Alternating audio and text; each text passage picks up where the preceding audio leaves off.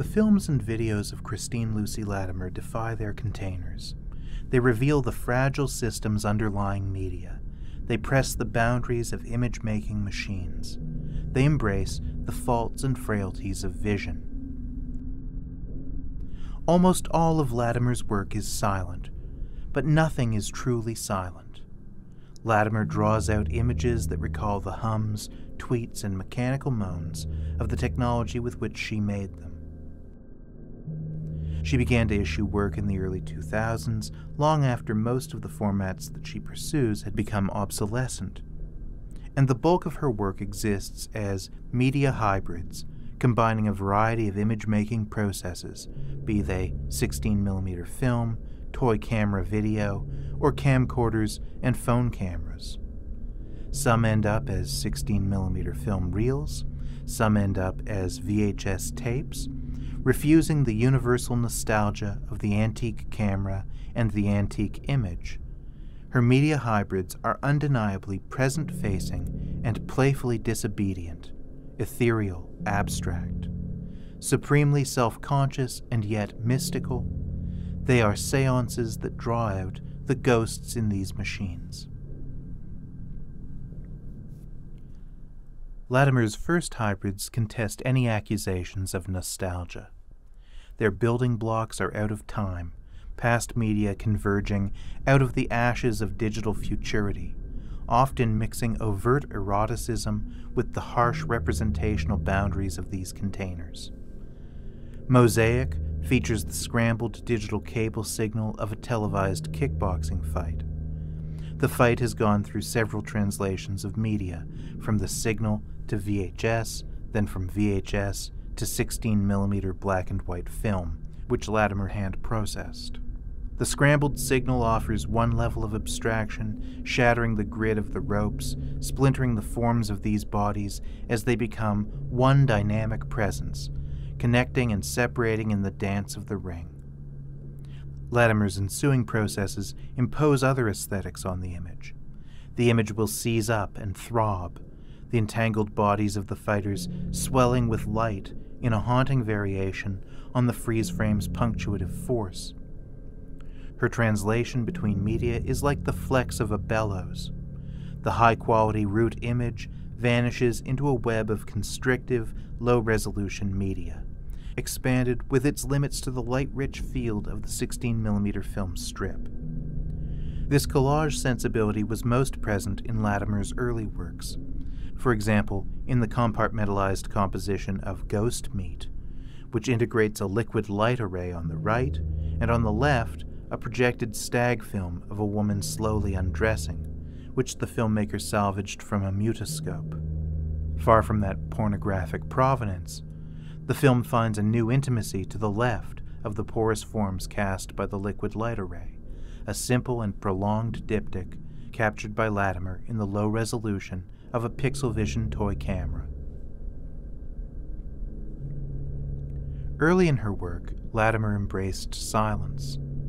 There is in some of her work a suggestion that the moving image is returning to its root form, stripped down, as Rudolf Arnheim would have wanted, to its purest distinctions from real life, the black and white silent image casting carefully deliberated compositions, an aesthetic which the viewer cannot confuse with direct witness.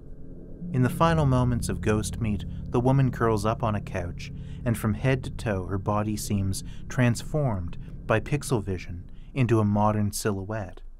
Latimer would pursue this same aesthetic, which is somewhere between collage and space study, in Just Beyond the Screen, The Universe as We Know It Is Ending, a hybrid that combines found film and digitally generated video to create what Latimer calls a rainbow digital apocalypse.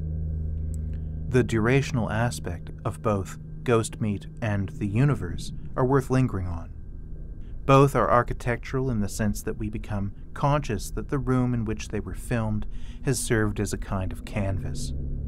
But those transitional spaces remain mysterious. In The Universe, the crop of the projection makes the fragments that pass into this room all the more mysterious.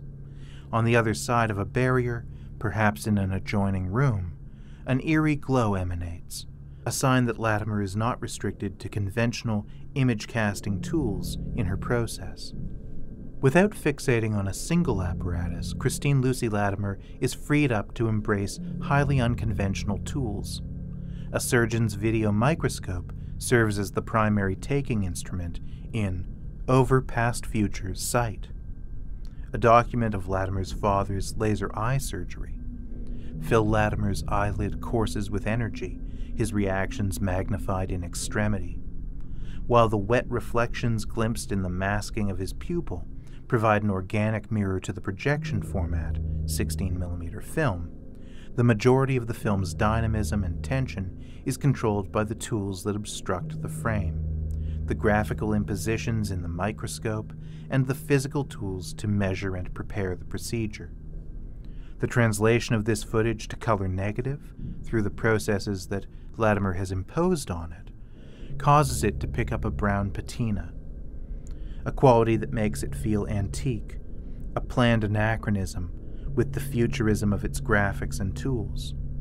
But the central theme of Over Past Future Sight is ultimately reconstruction, the translation and maintenance of the faculties over time. In two works made shortly after it, Latimer began to experiment with direct application to the film strip in a manner that seems to extend the theme of reconstruction. First in Focus, placing individually extricated frames of Super 8 on clear leader. Then in Fruit Flies, a variation on Stan Brackage's Mothlight, in which Latimer uses splicing tape to adhere the husks of fruit flies to 16mm film. In Focus, the translation between media is a matter of disjunctive scale. The Super 8 frame assumes a new self-consciousness for being buttressed in clear plastic, light shining through on all sides, the frame line, the sprockets, and the artist's own trail of glue making her process transparent, commanding the viewer to focus on and comprehend the homunculus frame. Fruit Flies, despite sharing a process with Brackage, is distinguished by its playfulness. The mystical and deadly serious traits of Mothlight are present in Brackage's shattering of moths. The fact that his film is not representational in its relation to the moth husk and wings, but that it is, throughout its length, made from the viscera, gore, and tint of the moth. By comparison, Fruit Flies is a kind of dance. Latimer has maintained the flies' forms, and their movements suggest a steady rhythm, 2 or 3 flies per frame, giving the illusion of continuity until they begin to splinter into clouds of dust. In the next phase of her work, beginning in 2011, Latimer used, for a number of pieces, a custom-built analog video signal attenuator, the Iffektor, built for her by James Shidlowski. This tool breaks the video signal down into finely distinguished waves that resemble the interwoven lines of fingerprints.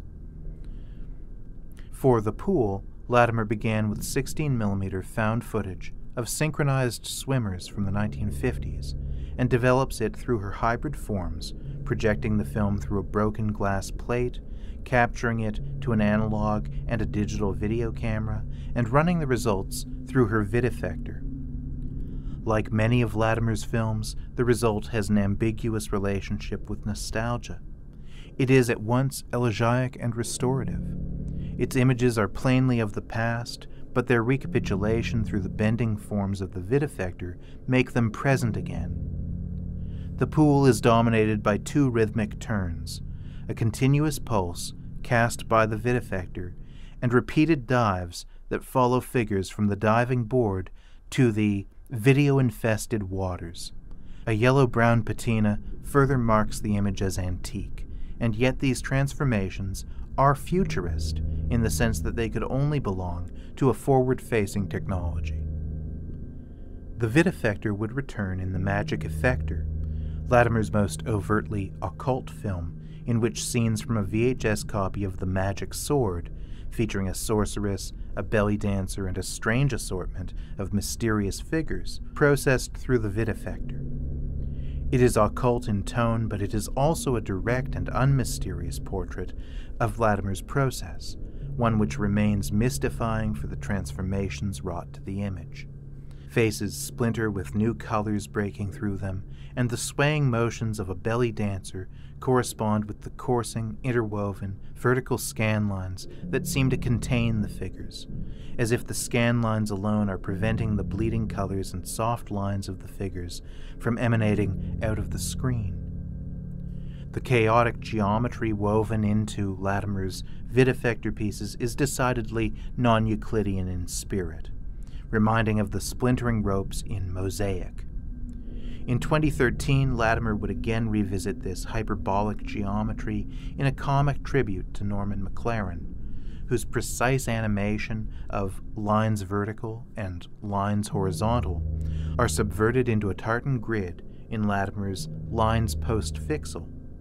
The artist not only superimposes McLaren's films in a celebration of their meticulous interplay, but batters them through generation laws by way of Betamax and VHS decks until McLaren's mannered lines fray, assuming the more familiar and intimate grit of home video.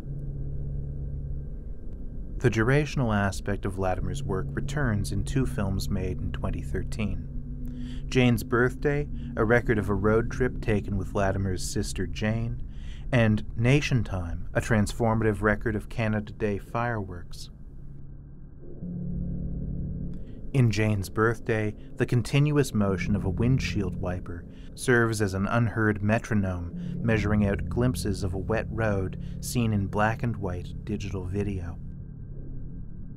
In Latimer's note on the piece, she contextualizes it as a trip to the beach, which gives this inclement atmosphere a kind of comedy.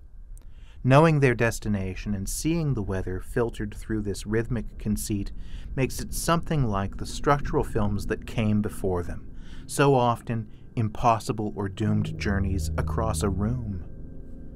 Nationtime, taking its title from the album by Joe McPhee, suspends the momentary wonder of a bursting firework taken with a cell phone camera in a circuit of VHS feedback and artifacting. The result is highly unnatural in that a shape is created around the bursting firework that imposes between the black of the night sky and the lens a phantasmal trace of light formed by echo and feedback. Latimer would use a cell phone again in Physics and Metaphysics in Modern Photography, in which gloved hands turn the pages of the 1957 Photographer's Almanac, 1957 being a significant year in which moving image media further diverged from film and televisual practice with the generation of the first digital image. Latimer documents the color advertisements that grace the almanac's pages. In a self-conscious gesture of media translation, her footage has been transferred to color 16mm film. Thus, Physics and Metaphysics in Modern Photography collapses a history of image processes into its hybrid constitution. The gloved hands, like the surgeon's tools in Over, Past, Future, Sight, lend a clinical, bureaucratic tone to something that is ultimately erotic, a subtle co-penetration of the ethereal signal and the fleshy film strip. Physics and Metaphysics in Modern Photography also marks a new direction in Latimer's work towards a more active mediation of the paracinematic ruins on the sidelines of contemporary media art. In Still Feeling Blue About Color Separation, Latimer rephotographs internet-sourced images of Macbeth color checker cards that are used to gauge the accurate reproduction of color in motion picture printing, to super-8 cyanotype emulsion, resulting in a blue cast image, itself a complex process that involves coating the film stock in a custom emulsion fluid. As with many of her approaches, Latimer is engaging in something akin to breaking the machine. In other words, resisting the intended use of a tool or a material in order to push it in new and inevitably personal, idiosyncratic directions. With Still Feeling Blue, she does so while also acknowledging the long history of image-making tools, taking crowd-drawn images and making them intimate, like the tone forecast by its torch song title. These histories, systems, and tools are fragile, but like any social, communally ingrained process, they're adaptable and they're resilient.